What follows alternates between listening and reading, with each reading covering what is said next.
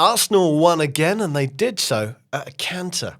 Is their superpower being boring? This is Football Fast, No Faff. Welcome to Route 1 in association with Jolson.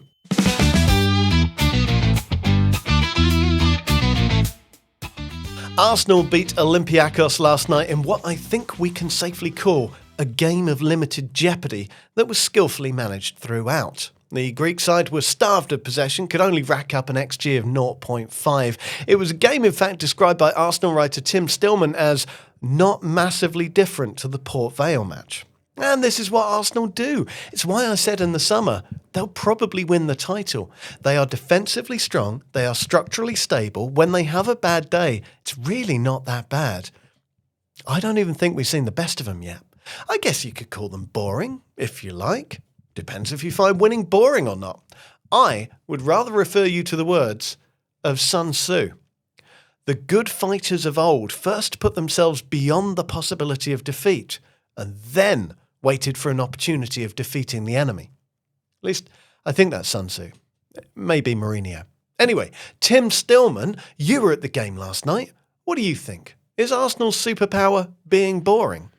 I think being boring, if you want to put it like that, very much is Arsenal's superpower. I have to say, as a child of the George Graham era, I don't find it boring. I'm very entertained by Arsenal winning games and not looking like conceding goals. But, Arsenal have conceded one goal from open play so far this season, and that was to Erling Haaland. So I think you can kind of forgive that, and it was a great move from Man City. And I think what Arsenal have is, call it boring, solid, dependable, insert adjective here. But essentially what they have behind the ball is almost like a wall of muscle.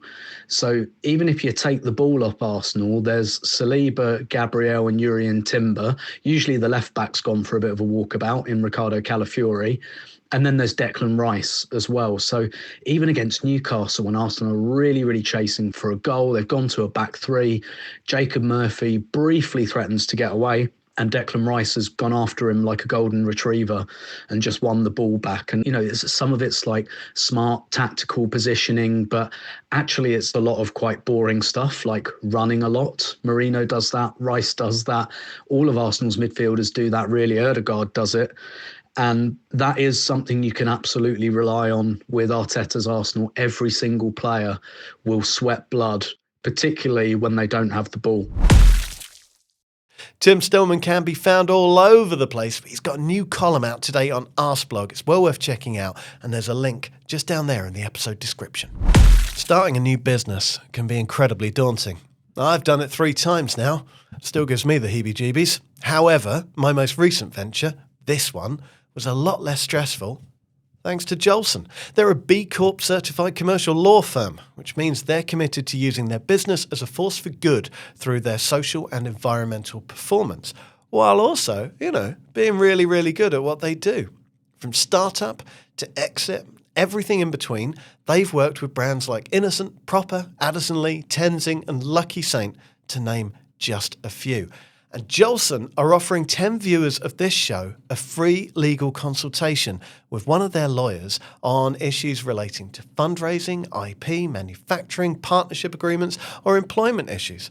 All you have to do is visit jolsonlaw.com/route1 to submit your request. It's just down there. Jolson guided us through company setup, investment, shareholder agreements, all the legal stuff that honestly terrifies me.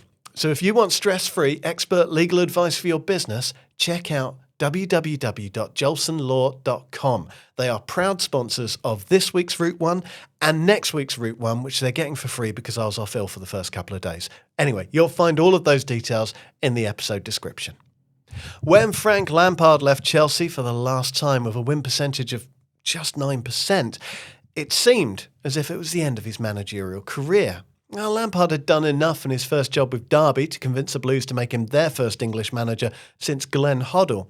But after a promising start, he was gone inside 18 months. He didn't even last a year at Everton, and the less said about his brief post-Potter stint, the better. So his reappearance at Coventry almost a year ago was greeted with a mixture of scorn from neutrals and anger from some Sky Blues fans. But those voices have fallen silent now because Coventry are flying. They were extremely unfortunate to be beaten in the playoffs last season, but last night's 4-0 victory at Millwall suggested they may not even require them this season. Coventry are unbeaten. They've scored nearly twice as many goals as leaders Middlesbrough. They have the highest XG in the league, the lowest XG against in the league, and 2 of the top 3 goal scorers in the league. Adrian Clarke is from the What the EFL podcast. Clarkey, what on earth has Lampard done to this team? They look incredible. I think Lampard's light touch on what was already a really strong side is actually one of the secrets to his success there. He inherited an underperforming team that was really good. And through his own coaching, great man management, he got them performing. He strengthened the goalie position. He brought in Matt Grimes from Swansea in midfield. And I think both of those were inspired calls. When I look at Coventry, they're so well-rounded. They press well.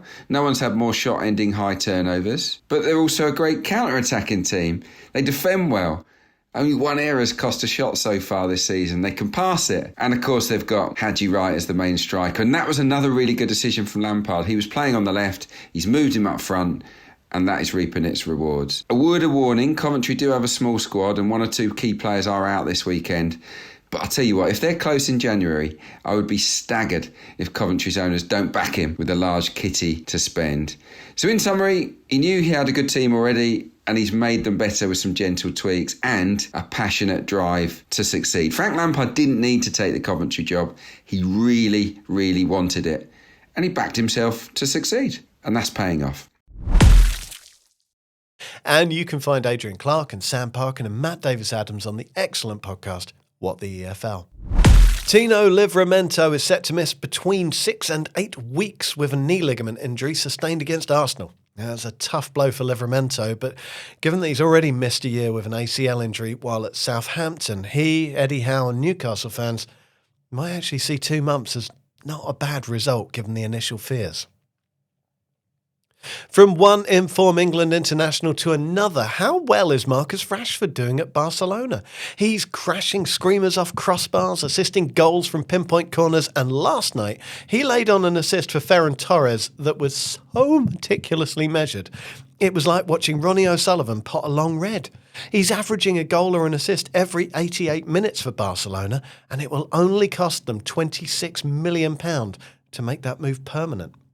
In related news, Rasmus Højlund's brace against Sporting last night, both of which were assisted by Kevin De Bruyne, took his Napoli tally to 3 in 5 games. That's as many as he scored in his final 35 outings for Manchester United. The curse is real, and leaving Old Trafford continues to be one of the most liberating actions a player can take. Under fire Rangers sporting director Kevin Thelwell is about to undertake quite the gambit by appointing his own son, Robbie, as Rangers head of recruitment. This follows Thelwell's decision to hire Everton's former head of recruitment, Dan Purdy, as technical director at Ibrox, Everton's former head of emerging talent, Nathan Fisher, as Rangers head scout. Crikey, jobs for the boys and for the boy. You're a brave man, Kev, I'll give you that. Sticking with Scotland, Hearts are top of the league and unbeaten. You know who else is top of their league and unbeaten? Union Saint-Gilloise, and they're both Tony Bloom clubs. Now, we're all au fait with Bloom's astonishing work transforming Brighton from League One also ran into one of Europe's best-run clubs. But the next phases of Bloom's forays into football are arguably going to be even more impressive, as if Hearts can have anything like the success Union have had of late, well, supporters will remember this era for a very long time. There's loads of football on TV tonight. You don't need me to run through it. You can just go pay FOTMob a visit or the website Live Football on TV. That's a very good one too. Me, personally, I'll be watching Nottingham Forest as they try for the 6th time to deliver Ange Postecoglou's victory. They're at home to Midtjylland on TNT. Chris in the writer's room, he'll be watching Dynamo Kiev against Crystal Palace. Cynically hoping Palace pick up key injuries before they face Everton this weekend. Lola will be watching Feyenoord versus Villa. She'll be sampling that famous atmosphere, but mostly hoping that Feyenoord swiftly eradicate any optimism at Aston Villa. They are both very mean-spirited people. That was Route 1. It was football fast, no faff. It's here every day at about 3 p.m. If you like it, give it a like. If you really like it, give it a subscribe. And if you subscribe, hit that little bell for some notifications. I've been Iain Macintosh. Your audio producer was Helena Fremantle. Your video editor was Deane Thrussell. Your video producer was Shaun, Nickless. Chris Smith was in the writer's room. Lola, Katz, Roberts and Sophie Manners were on social. We'll see you tomorrow.